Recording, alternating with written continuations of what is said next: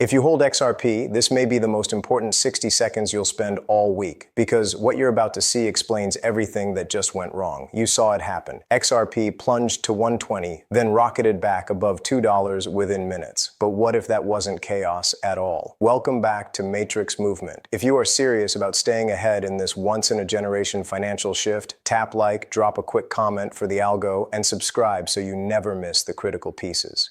This show is for information and education only, not financial advice. Always do your own research and speak with a qualified professional before making decisions. Over the last few days, a pattern surfaced that did not look like normal volatility. It looked like choreography. You saw it on your own screens. XRP knifed down toward roughly $1.20, then screamed back above $2 within minutes. Bitcoin dipped under six figures and snapped right back. Across the board, hundreds of billions vanished and then reappeared as if nothing had happened. People called it chaos, others shrugged and said correction. But after more than a decade watching how these pipes really work, nothing that's synchronized happens by accident. Right now, live read, the market is stabilizing after that liquidation shock. Gold is holding the high ground, silver remains elevated after its spike, and crypto's total cap is climbing back toward the 4 trillion zone. If the numbers on your screen differ by a hair, that is the tape breathing after a forced sprint. The point is the same. Momentum is rebuilding while the headlines play catch-up. Let's rewind the tape and line up the beats. In that 24-hour window, every violent XRP wick came within seconds of major exchange throttles. Order books thinned, APIs lagged, and retail access jammed right as price fell through the trapdoor. Then, precisely at the lows, liquidity returned. That is not random noise. That is a switch being flipped. We have seen the rhyme before. In 1929, trading floors froze while insiders repositioned. In 2008, electronic markets mysteriously paused as funds flipped from long to short and back again. Different century, same playbook. Remove oxygen from the room, let the crowd panic, then open the vents for those already wearing masks. And hovering over the whole event was the most soothing sentence in crypto. Funds are safe. Technically, sure, the exchange cold wallets were fine. But if your positions were forced out at the bottom while you could not even log in to defend them, your funds were not safe. They were transferred. That is the part almost no one says out loud. Here's the uncomfortable truth. One venue now behaves like a central bank of crypto, not because of a logo, but because of how much liquidity, latency advantage, and derivatives gravity it commands. When that venue breathes in, the entire market tightens. When it breathes out, the market surges. During this shock, more than 16 billion in longs were flushed. Hours later, total market value had almost fully refilled. Value was not destroyed, it was moved. The only real question is, to whom? Follow the rhythm. Right before the first leg down, large short blocks materialized from entities tied to market-making pipes. Minutes later came the plunge, the throttles, the forced sellers, the bottom-tick bids, the snapback. If you mapped it visually, it would look less like a storm and more like a metronome. That is what controlled liquidity looks like in the wild. Now pull the camera back one click, and it starts to make even more sense. We are weeks from important ETF and custody milestones, with filings sliding into place and the biggest players on the planet aligning their language. You can argue about narratives all day, but the pipes underneath are being connected right now. Before those pipes go fully live, the suits need inventory. They never pay retail if they can architect wholesale. And this is why XRP keeps sitting at the center of the choreography. It is not because of a slogan, it is because of velocity. XRP is the rail that can move size quickly across venues and currencies. If you want to stress test crypto's global plumbing, you do it where settlement is fastest and liquidity is deepest. When the tape ragdolls XRP down to roughly $1.20, back over $2, it is not just punishing bag holders. It is calibrating the bridge that will carry institutional weight. For the older crowd in here who live across gold, ETFs, and dividend portfolios, this is where the macro clicks in. Gold stores value, bonds define yield, stocks package growth. But settlement, real movement of value across borders and books, that is a different creature. In a world that is tokenizing everything, the rail matters as much as the cargo. That is why the emerging trinity matters: gold to back confidence, sovereign debt to structure yields, and a neutral bridge asset to move it all. You do not have to believe in a fairy tale to understand why a fast liquid bridge gets bid as the pipes come online.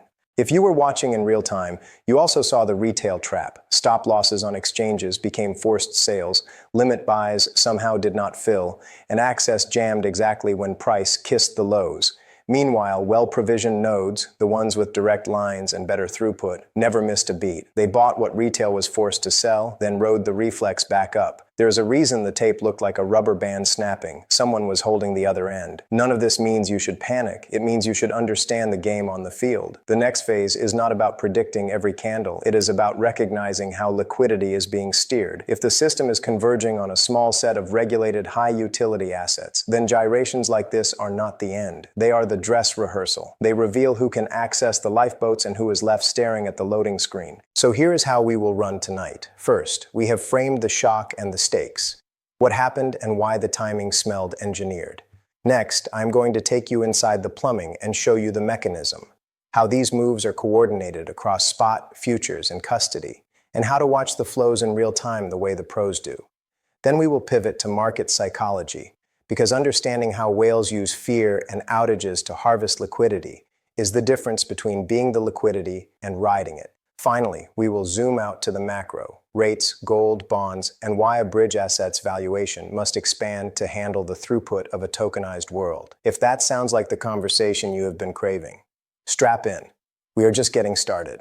When the dust settled, the headline said it was just volatility.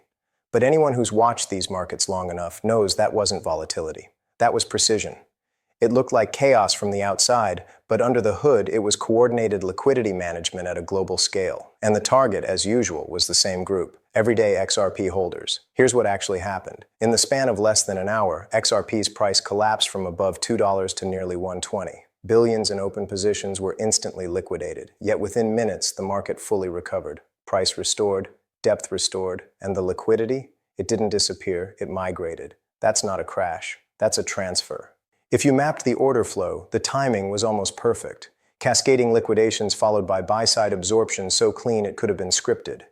When access throttles kicked in across major exchanges, smaller venues suddenly showed surging volumes. It's a pattern that's been repeating since 2021, every time we approach key regulatory or institutional milestones. The markets purge excess leverage, the exchanges glitch, and the whales reload. Think of it like a system stress test disguised as a sell-off. But instead of testing technology, they're testing psychology. Yours. Every time you panic sell, someone accumulates. Every time your stop hits, someone else gets filled. And every time you can't log in, the liquidity you once owned is quietly moving to accounts that can. That's why having multiple exit ramps and liquidity partners matters now more than ever. People ask me in the comments every single day, where do you actually trade when things go sideways? The truth is, I learned that lesson the hard way years ago. I don't keep all my positions on one platform anymore. When the big exchanges freeze or delay, I need one that still moves. That's why I've been using MEXC for a long time, because when the others jam up, MEX stays live. No nonsense, no flashy sponsorships, just execution.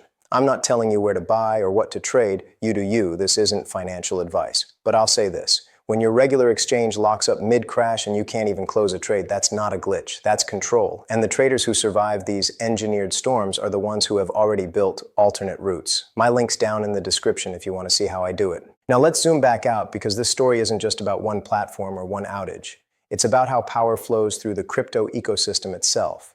Binance might sit at the top of the pyramid, but beneath it is a web of liquidity partners, market makers, and clearing engines that move in near-perfect sync. They don't need to collude in the traditional sense. The code does it for them. Algorithms that detect order imbalances can pull liquidity across dozens of pairs in milliseconds. That's what we saw during the XRP plunge, a coordinated contraction. You can think of it like the central banking model in digital form. Instead of the Federal Reserve adjusting interest rates, we have exchanges adjusting liquidity pressure. When volume overheats, they close the valves. When confidence wobbles, they flood the market again. Every move leaves a signature on the chain, time-stamped, undeniable. That's how we know this wasn't an organic crash. The on-chain footprints tell a different story. Wallet clusters connected to high-frequency nodes suddenly paused, then resumed in perfect sync once retail participation dropped to near zero. It's the same rhythm you'd expect from a controlled demolition. Everything collapses, silence, and then instant rebirth. The result? Billions transferred, not lost. Fear elevated, trust eroded, and yet the system stronger than before. Why? Because every engineered drop wipes out weak hands and concentrates control further upstream. And that's the part nobody wants to say out loud. The next bull run won't be retail-led. It'll be institutionally designed. The same players who drained the market this week will refill it later, at their preferred price. So here's what you need to remember. This wasn't a glitch, and it wasn't an accident. It was a demonstration. The markets just reminded you who really holds the switch. But now you know what to watch for. Every throttle, every halt, every perfectly timed rebound, they're all part of the same playbook. And the next time it happens, you won't panic. You'll recognize it. You'll see the fingerprints before the headlines. Because once you understand how liquidity is weaponized, fear loses its power. XRP isn't dead. It's being tested, stress tested by the same entities that will soon rely on it. That's how every new financial system begins. First they break it, then they build on it. So if this opened your eyes, hit that like button, share this video, and comment, "I saw the pattern," down below. It tells YouTube this message matters, and it helps other XRP holders see what's really happening before the next wave hits. Stay sharp, stay decentralized, and stay ready. Because when the next engineered move comes, the ones who understand the game won't get played, they'll profit from it. Welcome to the Matrix movement.